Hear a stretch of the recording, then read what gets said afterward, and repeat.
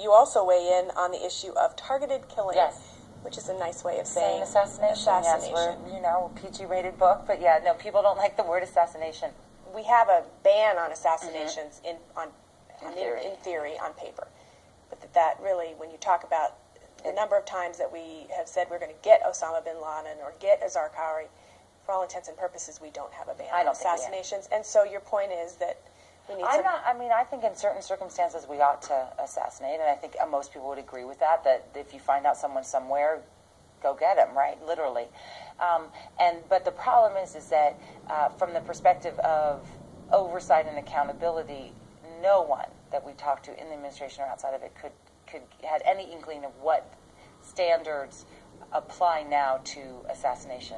And so what we try to do is actually, like the Israelis who use assassination as a instrument of intelligence and law enforcement, they have a very regulated system to ensure, as we know has happened in our past, to ensure that simply it's not abused. So, just very briefly, no assassination in the United States. Absolutely not. And when assassination does occur, it has to be authorized by the President. The President of the United States. And that is the same. That is true of any covert operation. The President has to approve it. So this would go to the relevant committees in the Senate, and that the least amount of harm be done to innocent parties that might be nearby. Because I think what we found in Israel, if you look at the numbers, is that for every